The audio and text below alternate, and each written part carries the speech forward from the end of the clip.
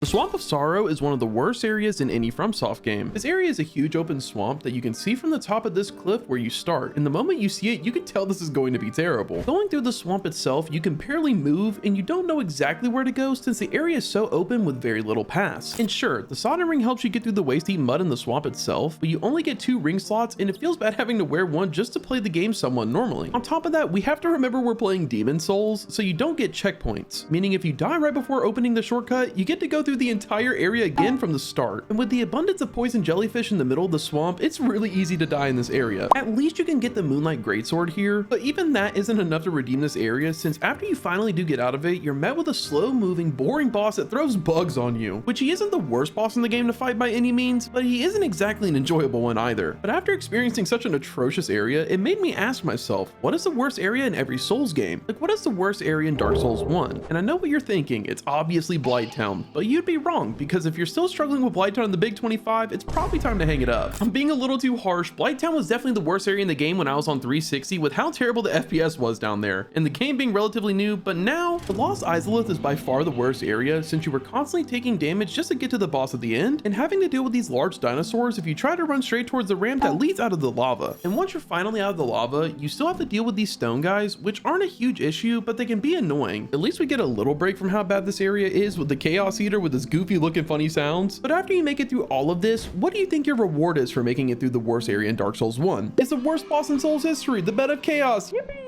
With how easy it is to get knocked off the platform to your death, you can expect to make this run back a couple times. Unless you know the quit on method, then you're kinda okay. And while there is a bonfire halfway through the area, it's still easily the worst run back in the game, and maybe even Souls history. Except for maybe the run back to Lud and Zalen through the Frigid Outskirts. I mean, how are you even supposed to know where to go to get to them through this snowstorm where you can't even see and you have to run for like 3 minutes straight just to make it there? And trust me, I know before you comment, the Gutter and Black Gulch are horrible areas to go through with all the poison, especially with those 2 areas being back to back. But you can just go slow and take your time through them, and they really aren't that long. And since you can light a torch at the bonfire, the darkness of the gutter really isn't that bad. Though the Black Gulch has the opposite problem with the super vibrant and bright green. And after making it through these areas, you get to fight the Rotten, which is really nice to farm for souls in the early game with the bonfire aesthetic, which is why it can't be the worst area. Whereas with the Frigid Outskirts, even if you take it slow and head in a straight line towards each 3 of the structures, which is honestly a horrible way to traverse an area, you are very liable to die from the constant attacks of the frozen reindeer, which doesn't make it any easier to run in a straight line towards the next structure since you were constantly having to dodge them. If you do make it to the 3rd structure and survive all of that, you still have to beat Lud and Zalen, which aren't necessarily difficult but aren't easy either, especially when you're running low on heals after running through the gauntlet. But if you manage to beat them, you will have gone through possibly the worst area to ever exist in any FromSoft game. I'm interrupting these worst areas for today's sponsor,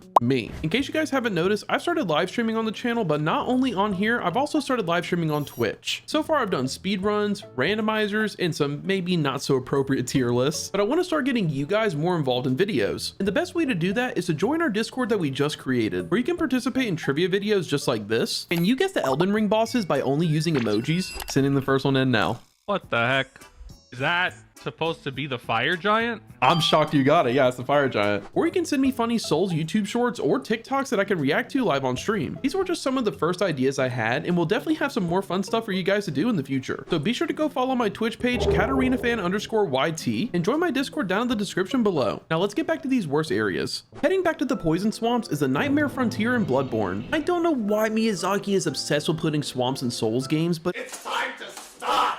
not only is it a poison swamp, but it's also the first area in the game where you can be invaded without a cooperator, which is not a huge deal, but it certainly doesn't help. There's also a ton of branching paths, making the area more confusing than it really needs to be. And I can't forget that Patches is here, which instantly makes the area worse. I mean, he doesn't even talk to you or anything, he just leaves a trail of shiny objects, and then in typical Patches fashion, he kicks you off a cliff. At least in the other games, he would try to gaslight you and tell you about treasure that doesn't exist, which makes this whole thing super annoying. And at the end of all of it, you get this thing, which is constantly trying to grab you and jump on you, making Amygdala very annoying to fight. And it doesn't take a lot of damage unless you hit it in the head, which is not easy in the slightest. Heading out of the swamps and into the dungeon, we have Dark Souls 3. Honestly, this game doesn't really have any super bad areas, making it probably the best in the series in terms of level design. You do have the obligatory poison swamp in Farum Keep, with its worst mechanic being the fact that you have to extinguish these 3 fires just to get through the area. But since there are a ton of really good items in the swamp, it honestly isn't that bad. But you also have the Grand Archives, which is unenjoyable for various reasons, like this stupid mage who never leaves you alone, or the fact that every book you step on causes you to gain curse, with the only way to counteract that is dunking your head in wax, and you know, these three assholes. But since the area has a bunch of different shortcuts, it really isn't that bad. The worst area by far is the Irithyll dungeon. This area isn't fun to be in, to explore, or really do anything, to be honest. The jail keepers constantly sap your health, there isn't really any great items in here. There's also the weird babies in the cells that kind of just stare at you, but at least you get to stare at Onion Bro through his cell if you followed his questline. You also can access Archdragon Peak if you do some meditating, but outside of these two things, there really isn't much going for Irithyll dungeon. And what do you think is your reward for making it through the entirety of this area? You get to explore one of the emptiest areas in the game, the Profane Capital, and find a gimmick boss who is mandatory. How cool is that? We're staying in a dungeon, but moving on to a new game. The worst area in Sekiro is definitely the Abandoned Dungeon, and this place definitely lives up to the name. The Abandoned Dungeon has one of the coolest atmospheres in any of the FromSoft games, but there really isn't anything here. You know, we've got some wood beams and some dirt, and you can go for a swim to get to the area, but there aren't even enemies, and it might genuinely be one of the most scarce areas in terms of things to fight and loot. Speaking of the loot, it's honestly mediocre at best, with the best item being the 3 lumps of fat wax you get from offering Jinzaman to Dojin, who is honestly the most redeeming quality of this area, strictly due to the lore of his questline. But the questline requires you to go to different areas just to progress it, and then you have to come back to this horrible area just to complete it. If you do manage to make your way through the entirety of the dungeon, you are rewarded with a boss fight against a Shichiman warrior, who is just a mini boss that you fight in 2 other places in Sekiro. So even after going through this barren area, you don't even get rewarded with a cool or new boss fight. I think it's probably a good idea to just keep this dungeon abandoned, and we didn't even really need it. Finally, we have Elden Ring, and there are a couple of areas that could be the worst area in the game, like the Swamp of Aeonia, which is yet another poison swamp, or Crumbling Farum Azula, which if I'm being honest is just a bad attempt at a parkour level, with extremely annoying enemies to deal with, especially these birds who will just melt your health bar. But the bosses in these 2 areas are actually pretty cool, one being essentially a god of death, and the other is just Commander O'Neill, who is definitely not as cool as Malekith, but his arena is cool, and the fight itself is pretty good for an optional boss, especially with the questline he is related to. But the worst area by far is the Haligtree. I mean, this area sucks. You have to walk across these tree branches while anything and everything shoots you from afar, and even when you get close to the enemies, they can still easily knock you off the branches, sending you back to the start of the area. Then when you make it off the branches, you still have to make your way down this city on the side of the Haligtree itself, which isn't any easier as there are enemies everywhere and you can get knocked off just as easily as when you were on the tree branches. And after you get through that, you have to fight Loretta, who isn't difficult at all and not really rewarding to beat, since after you do beat her, you're still only about halfway down the Haligtree. If you include the next parts of the area, you have to deal with a bunch of different enemies who all have different moves and weapons. There's also a mini Lake of Rot, which honestly has a cool quest line. If you somehow manage to get through all of these enemies and rest of the final site of grace before you open this big room, you're met with the hardest boss by far in the base game. Malenia being the final boss of this area is an entirely different challenge on its own, but at least at the end of it all and making it through the area and beating Mikola, you feel rewarded beating one of the worst and hardest areas in any FromSoft game.